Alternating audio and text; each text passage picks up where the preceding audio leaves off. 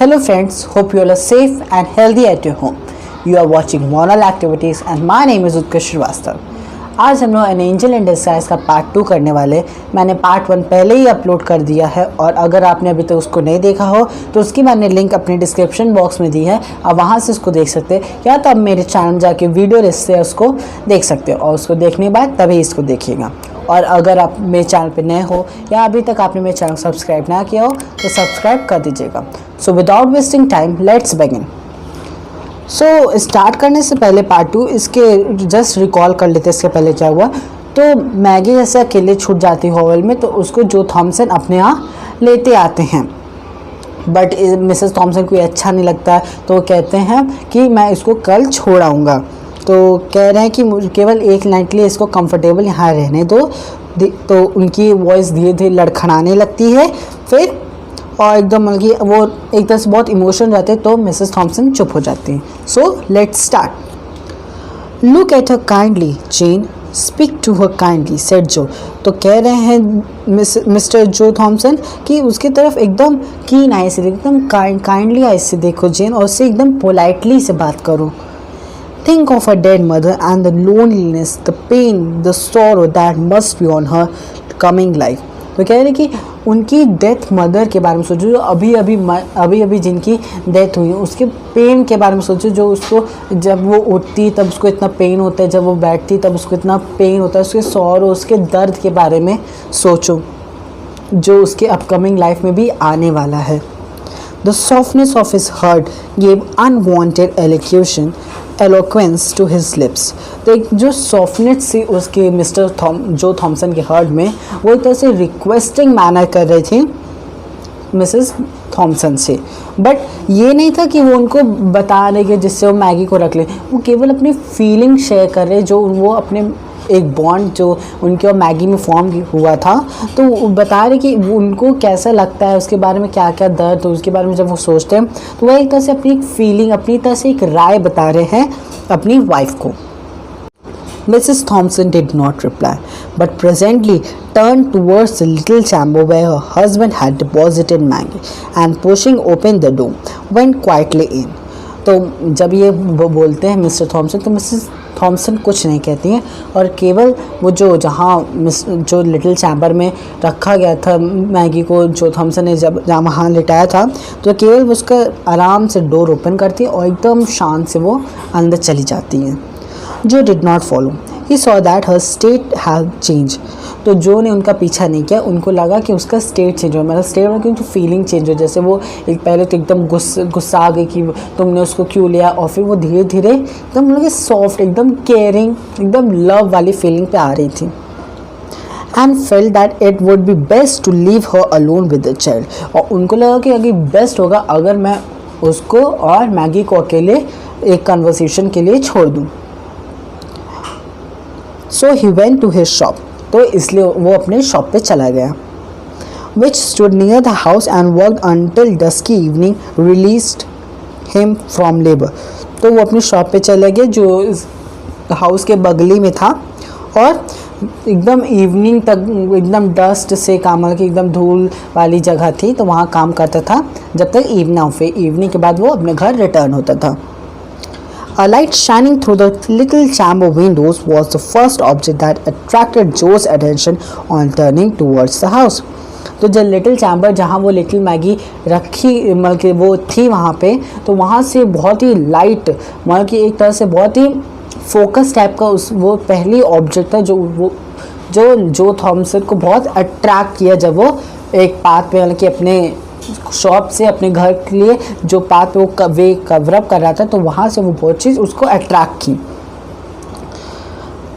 It was a good omen, मतलब कि ये बहुत ही अच्छी साइन थी, बहुत ही शुभ साइन थे, संकेत था। The path led him by this windows and when opposite he could not help pausing to look in. It was now dark enough outside to screen him from observation. तो जैसे कि वो जब अपने पाथ कवर था तो वो observe करने से थे कि वहाँ पे क्या हो रहा है, उनके फेशियल एक्सप्रेशन को देखना चाहता बट डार्क हो गया था, वो अच्छे से क्लियर नहीं देख पा रहा था। Maggie lay a little raised on the pillow with the lamp shining full upon her face. तो वो उसने देखा कि मैगी जो है वो अपने बिस्तर पे ऐसे बैठी हुई है और पीछे पिलो उसके लगा हुआ है और एकदम उसके सामने ही फुल लाइट फोकस कर रही है। Mrs Thomson was sitting by the bed talking to the child but her back was toward the window.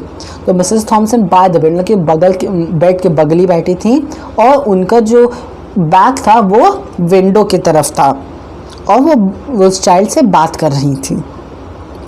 So that her countenance was not see, तो वो जैसे वो बैक था उनका विंडो साइड, तो उनके जो फेशियल एक्सप्रेशन था वो मिस्टर थॉमसन नहीं देख पा रहे थे। फ्रॉम मैगीज फेस देयरफॉर जो must read the character of the intercourse. तो मैगी का फेस जैसे देख रहा था तो उसमें इंटरकोर्स मतलब कि उनके में जो कन्वर्सेशन हो रहा है उसके बारे में वो एक तरह से क्लैरिफाई कर रहे थे क्या हो सकता है, क्या हो रहा होगा, क्योंकि he saw that her eyes were intently fixed upon his wife। तो वो देख रहा है कि जो मैगी की आइज़ है वो एकदम उस पर जो मिसेस थॉमसन उन पे एकदम देख रही है उसकी तरफ।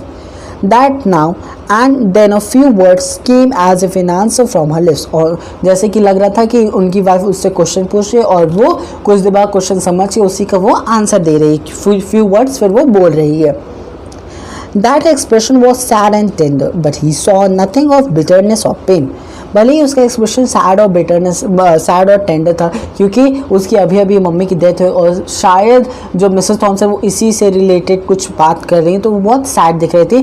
बट जब वो बोल रही थी उसके जो फेशियल एक्सप्रेशन था वो उसमें बिटरनेस या पेन दर्द नहीं लग रहा था और ना ही डरी सहमी सी हुई उसका फेस का एक्सप्रेशन नहीं लग रहा था। A deep drawn breath was followed by one of relief as a weight lifted itself from his heart। तो एकदम उसको चैन की शांति है कि अब वो उससे एकदम से कोलैबोरेट कर पा रही है, अब उसको भी अच्छा लग रहा है मिसेस थॉमसन को। On entering, Joe did not go immediately to the little chamber। तो जब वो घर आया, जो थॉमसन घर आए तो वो डायरेक्ट वो लिटिल चैम्बर जहाँ मैगी थी वहाँ डायरेक्टली वहाँ नहीं गए।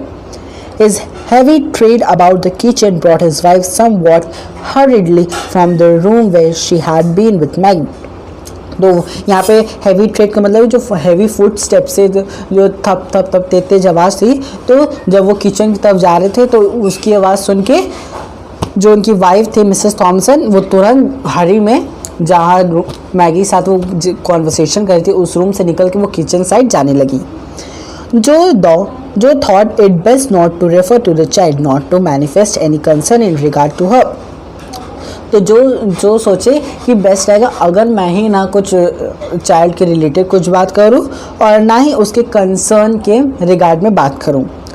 How soon will supper be ready? he asked। तो जो थॉमसन पूछ रहे कि कब तक फूड रेडी होगा, यहाँ पे supper का मतलब है food. Right soon answered Mrs. Thompson beginning to bustle about।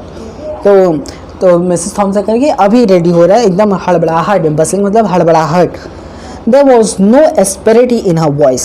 तो उनकी बात में रफनेस नहीं था। तो देखिए जैसे पहला पॉइंट उनको तब मिला जब वो देखे जो मैगी का फेशियल एक्सप्रेशन देख के उनको लगा कि हाँ कुछ जो रूडनेस थी मिसेस थॉमसन को मैगी को लेके वो कम हो रही, पहला था। दूसरा उनको तब लगा जब देखी कि जो उसका एक्सप्रेशन है वो पेनफुल या बिटरनेस नहीं है, दूसरा था। तीसरा ये लगा जब उनसे उनकी जो वॉइस है वो रफनेस उनकी वॉइस में अब नहीं थी, वो एकदम तरह से एकदम लव एक अफेक्शन तरह की वॉइस, एकदम स्लोली वॉइस लग रही थी। After washing from his hand and face the dust and the soil of work, Joe left the kitchen and went to the little bedroom।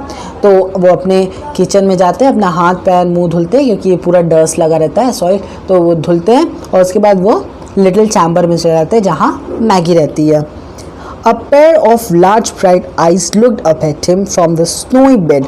तो एकदम बड़ी बड़ी आँख की तरह वो मिस थॉमसन की तरफ देखती है। कौन देखती है? Maggi. Looked at him tenderly, gratefully, pleadingly। तो ये टेंडरली मतलब एकदम प्यार से, ग्रेटफुली मतलब कि उपकार, जो उसको लगता था कि उनका एक उपकार है वो मुझको अडॉप्ट कर रहे हैं, और प्लीडिंगली इसलिए क्योंकि उसको भी तरह से ये पूरा नहीं था कि वो उसको अडॉप्ट कर रहे हैं, बट उसको ये लग रहा था ग्रेटफुली कि मुझको एक दिन के लिए तो यहाँ रखें, और प्लीडिंगली मतलब कि मुझे वो अडॉप्ट कर ले तो अच्छा रहेगा, रिक्वेस्टिंग मैनर एक तरह से प्लीडिंगली। How his heart swelled in his bosom. With what a quicker motion came the heartbeats. तो जैसे कि एक बॉन्ड फॉर्म्ड हुआ था एक तरह से मैटरनल फादर का हुआ था मिस्टर थॉमसन और लिटिल मैच गर्ल में, अरे सॉरी, और मैगी में, तो उनका जो हार्ट बीट था वो यूजुअल के अकॉर्डिंग बहुत तेज़ धड़कने लगा था. जो sat down and now for the first time examining the thin frame carefully under the lamp light. तो उसके बगल बेड के बगल वो बैठते हैं और फॉर द फर्स्ट टाइम पहली बार वो एग्जामिन कर रहे थे मैगी को. So that it was an attractive face. तो वो लाइट की जो लाइट थी उसके अंडर में देखते कि उसका फेस बहुत ही अट्रैक्टिव था. And full of childish sweetness with suffering had not been able to deliberate. तो एकदम फुल चाइल्डिश स्वीटनेस, जो एकदम स्माइल होती है, एकदम चेयरफुल, और चिक्स बहुत मतलब एक तरह से पिंकिश रहते, तो एकदम चाइल्डिश स्वीटनेस के साथ उसका फेस लग रहा था. Your name is Maggi, he said as he sat down and took her soft little hand in his. तो कह रहे कि क्या तुम्हारा नाम मैगी, तो वो अपना हाथ उसके हाथ पे ऐसे पकड़ते हैं. Yes sir, her voice struck a chord that quickened in a low strain of music. तो बोलती yes sir, बट उसकी जो वॉइस थी वो क्विकर मतलब एकदम सॉरनेस, एकदम धीरे थी, क्योंकि अभी अभी उसकी मदर की डेथ हुई है, उसके भाई बहन उससे अलग हो गए और उसको ये भी नहीं पता कि ये लोग मुझको अडॉप्ट करें, कि मुझको पूरा हाउस भेज देंगे. तो एकदम शांति से बोलती yes sir. Have you been sick long. तो बोले क्या तुम बहुत सालों से तुम ऐसे बीमार हो. Yes sir. What a sweet patience was in a too. बहुत ही स्वीट पेशेंस, बहुत ही पेशेंस से एकदम स्वीट, एकदम मिठास से बोलती yes sir. Has the doctor been to see you. तो कह रहे क्या तुम्हें डॉक्टर देखने आता था. He used to come. तो अब देखिए इसमें बताया गया नेबर्स को लगता था पहले कि जो उसकी मदर है वो उसको दिखाने के लिए डॉक्टर को नहीं बुलाती, बट इस मैगी ने बताया कि डॉक्टर को दिखाने के लिए उसकी मम्मी बुलाती थी. But not lately. ये भी कह रही बल्कि ज़्यादातर मतलब कि उसके बाद नहीं आते थे, पहले आते थे बट काफ़ी समय से नहीं आते थे. No sir. Have you any pain. Sometimes but not now. तो जो तो हमसे पूछ रही कि क्या तुम्हें दर्द होता है, तो क्या कह रही मैगी कि कभी कभार होता है बट अभी नहीं हो रहा है. When had you pain. तो बोले कब तुम्हें दर्द होता है. This morning my side ached and my back hurt when you carried me. तो कह रही कि जब मैं मॉर्निंग में जब आपने मुझे उठाया था, लिफ्ट किया था, तब मेरे बैक में थोड़ा दर्द हुआ था. It's hurt you to be lifted और मूव्ड अबाउट. तो कह रहे कि क्या तुम्हें दर्द होता है जब कोई तुम्हें लिफ्ट करता है, तुम्हें मूव करता है, यहाँ से वहाँ करता है. Yes sir. Your side doesn't act now. तो क्या अब तुम्हारे साइड को जो साइड है तुम्हारा वो दर्द तो नहीं कर रहा है. No sir. Does it act a great deal. क्या तुम्हें बहुत दर्द होता है. Yes sir, but it hasn't act any since I have been on this soft bed. तो पहले हाँ होता है, बट जब से मैं इस बेड पे हूँ, इस सॉफ्ट बेड में हूँ, तब से मुझको दर्द नहीं हो रहा है. The soft bed feels good. तो मिस्टर थॉमसन कह रहे हैं कि ये जो सॉफ्ट बेड है क्या तुम्हें इसमें लेटना अच्छा लग रहा है. Oh yes sir, so good. What a satisfaction mingled with gratitude was in her voice. देखिए फेस में सेकेंड टाइम ग्रैटिट्यूड यूज़ किया, मतलब कि वो उपकार बता रही कि मैं एक तरह से उनका उपकार है उस पर, और एकदम सेटिस्फैक्शन एकदम मिक्स था एकदम. ये supper is ready said Mrs Thomson looking into a room a little while afterwards. तो बोलती हैं कि फूड इज़ रेडी, तो उस रूम की तरफ देखती हैं और फिर आ जाती हैं, मतलब कि फिर किचन की तरफ जा रही थी. जैसे वो झाँकती है तभी जो glance from his wife's face to that of Maggie she understood him and answered. तो जो क्या कहते हैं, जैसे एक होता है ना कि ऐसे ऐसे, मतलब तो मैगी वो मिसेस थॉमसन की तरफ देख के मैगी तरफ देखती, तो एक तरह से जो मिसेस थॉमसन वो समझ जाती हैं कि जो थॉमसन क्या कहना चाहते हैं, मतलब कि उसको भी मैगी को भी खाना दे दो. She can wait until we are done. तो कह रही कि वो वेट कर सकती है जब तक हम लोग अपना डिनर कर लें. Then I will bring her some things to it. तो कह रहे कि तब मैं इसके लिए कुछ खाने के लिए लेते आऊँगी. There was an effort at indifference on the parts of Mrs. Thompson, but her husband had seen her through the window and understood that the coldness was assumed. तो बट उसकी मतलब कि एक तरह इंडिफरेंस मतलब कि लैक ऑफ इंटरेस्ट. तो mister Thompson को लगा कि वो चाहती नहीं ये सब करना, तब भी वो मेरे लिए उसको खाना दे रही, तो उसको एक तरह से कोल्डनेस अज्यूम्ड होने लगी थी। Joe waited after sitting down to the table for his wife to introduce the subject uppermost in both of their thoughts. तो जो रुके हुए थे टेबल में जब तक वो अपने वाइफ के थॉट्स से मैचअप कर लें, उनसे मिलकर बात करें। But she kept silent on that theme for many minutes and he maintained a like reserve. At last she said abruptly. तो काफ़ी समय तक वो चुप थी, बट लास्ट में वो कहती हैं What are you going to do with that child? तो कह रही कि तुम इस चाइल्ड के साथ अब क्या करोगे? I thought you understood me that she was to go to the poor house, replied Joe as if surprised at her question. तो जैसे कि अभी उनको पता चला कि लैक ऑफ इंटरेस्ट है इनको खाना देने में मैगी को, बट जैसे वो सुने कि उन्होंने पूछा कि अभी आप इस बच्ची का क्या करेंगे, तो वो बोलते हैं कि मुझे लगा तुम समझ गई, इसको पुअर हाउस भेज रहे हो। एकदम सरप्राइज्ड मैनर में वो कहते हैं।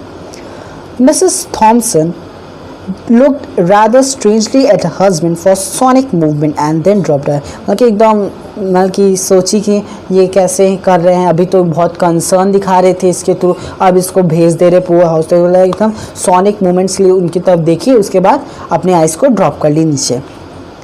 The subject was not again referred to during the meal. At its close, Mrs. Thompson toasted a slice of bread and softened it with milk and butter. Adding to this a cup of tea, she took them into Maggie. तो इसके बाद उन्होंने dining table पे कोई बात नहीं की। इसके बाद उन्होंने जो मिसेस थॉमसन है वो ब्रेड की स्लाइस ली और उसको सॉफन की मिल्क के साथ और बटर के साथ और फिर एक कप ऑफ टी के साथ वो मैगी के पास लेके गई। And held the small waiter, तो एक तरह से उसके पास वेटर के रूप में उसके पास वो रख दी। On which she had placed them while the hungry child ate with every sign of pleasure, मतलब कि फुल ऑफ प्लेजर, जैसे वो एक बाइट भी लेती तो एकदम प्लेजर के एकदम खुशी के साथ वो उस फूड को एंजॉय कर रही थी। तो ये आप इम्पॉर्टेंट है, यहाँ पे आप ये याद कर लीजिए कि उसको मिसेस थॉमसन ने उसको क्या दिया था खाने के लिए। A slice of bread softened with milk and butter and with a cup of tea. Is it good? Asked Mrs. Thompson, seeing with what a keen relish the food was taken. तो मतलब कि जैसे ही वो बहुत चाव से बहुत खुशी से वो खाना खा रही थी तो मिसेस थॉमसन पूछती क्या कि अच्छा है। The child paused with the cup in her hand and answered with a look of gratitude that awoke to new life old human feelings which had been slumbering in her heart for half a score of years. तो जैसे वो हाथ में T लेती है तो रुक जाती है और एकदम आंसर करती है एकदम लुक ऑफ ग्रैटिट्यूड। ये थर्ड टाइम यहाँ पे ग्रैटिट्यूड यूज़ किया, मतलब कि अभी भी उस एक तरह से उसको उपकारी लग रहा था तो एकदम। और जब वो आंसर करती है तो जो मिसेस थॉमसन के इतने सालों से हाफ अ ईयर, मतलब कि half a score of years मतलब एटलीस्ट 10 to 15 ईयर्स जो उसके हार्ट में जैसे वो चाइल्डलेस थी तो उसके एक तरह से लव अफेक्शन किसी को शो करने के लिए नहीं था उसके पास, तो वो जो फीलिंग उसके अंदर सो रही थी अब वो जग उठी है उस मैगी के आने के बाद। स्लम्बरिंग का मतलब है sleeping. We'll keep her a day or two longer. She's so weak and helpless, said Mrs. Joe Thompson in answer to her husband's remarks at breakfast time on the next morning. तो जैसे कि अब next morning जिस दिन mister Thompson को guardian से मिलना था तो उस समय ब्रेकफास्ट कर रहे थे तो वो कह रहे कि हम मिसेस थॉमसन कह रही कि हम इसको डे या 2 दिन के लिए रख सकते हैं क्योंकि अभी बहुत कमज़ोर है और हेल्पलेस है। कब क्या that he must step down and see the guardian of the poor about Maggi. तो जब वो जो मिस्टर जो थॉमसन कहते हैं कि अब इसको गार्जियन के पास और पुअर हाउस गार्जियन से कंसल्ट करके इसको पुअर भेजना पड़ेगा, तो इसी के बाद उन्होंने ये बोला she will be so much in your way said Jo. तो कह रहे कि ये तुम्हें बहुत परेशान भी करे क्योंकि एक तरह से ये तुम्हारे लिए एक बर्डन भी बन सकती है क्योंकि तुम्हें इसको हर बार बात कराने के लिए जाना पड़ेगा, वॉशरूम के लिए ले जाना पड़ेगा, ड्रेस चेंज कराने के लिए ले जाना पड़ेगा या तो इसको खाना खिलाने के लिए ले जाना पड़ेगा, तो इसमें तुम्हें बहुत परेशानी भी होगी। क्या तुम कर लोगी? I shall mind not that for a day or two poor thing. तो कह रहे हैं कि मैं वो मिसेस थॉमसन कह रही मैं 1 या 2 दिन के लिए ये सब कर सकती हूँ, ये कोई बड़ी बात नहीं है। जो did not see the guardian of the poor on that day. अब देखिए, जो ने गार्जियन को ना उस दिन देखा, on the next morning, nor on the day following, ना ही दूसरे दिन और ना ही आगे कभी देखा गार्जियंस को। In fact, he never saw them at all on Maggie's account. So Maggi के अकाउंट पे मैगी के बारे में कभी भी उन्होंने गार्जियंस से बात या कंसर्न उनसे परमिशन मांग के कभी भी नहीं किया। For in less than a week, Mrs. Joe Thompson would as soon leave thought of taking up her own abode in the arms house as sending Maggie there। तो मतलब कि एक वीक के भी कम टाइम में अब मिसेस थॉमसन और Maggi के बीच में ऐसा बॉन्ड फॉर्म हो गया कि अब अगर मैगी पुआ हाउस चली जाती तो उसके साथ मिसेस थॉमसन भी चली जाती। अब देखिए, यहाँ से टी.एस. आर्थर कह रहे हैं, अभी तक तो वहाँ तक स्टोरी थी, अब टी.एस. आर्थर कह रहे हैं, What light and blessing did that sick and helpless child bring to the home of Joe Thompson? तो कह कि what light and blessing, एक तरह से वो blessing थी जो वो एक sick और helpless child, एक बेड रिडन चाइल्ड जो थॉमसन का परिवार है उसमें लाती है। द पुअर व्हील राइट, जो कि बहुत ही मतलब कि एक तरह से गरीब व्हील राइट थे जो थॉमसन।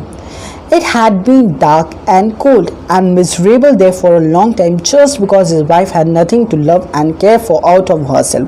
तो एक तरह से वो घर बहुत डार्क था, बहुत ही कोल्ड था। कोल्ड मतलब ठंडा नहीं, मतलब कि बहुत ही गुमसुम टाइप का था, क्योंकि मिसेस थॉमसन के पास किसी को लव, किसी को केयर करने के लिए कोई नहीं था, क्योंकि उनका कोई चाइल्ड नहीं था। फॉर अ लॉन्ग टाइम, काफ़ी साल से, मैंने वहाँ लिखा था ना हाफ स्कोर ऑफ ईयर्स, मतलब कि एटलीस्ट 10 to 15 ईयर्स के लिए। And so became sore, irritable, ill tempered and self afflicting in the dissolution of a woman's nature. तो इसी कारण, जैसे उनका कोई बेबी नहीं था, इसी कारण वो सॉर, इरिटेबल, इन टेम्पर्ड हो गए, स्वार्थी हो गई और उनको अकेलापन लगने लगा, अलोन फील करने लगी वो।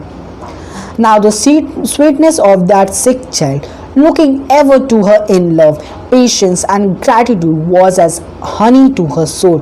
और जब भी जो स्वीटनेस थी वो सिक बेड रिडन चाइल्ड की, वो अब उनकी जब वो देखती, एक तरह से वो हनी, एक तरह से वो खुशी थी उनकी सोल के लिए। And she carried her in her heart as well as in her arms, a precious burden।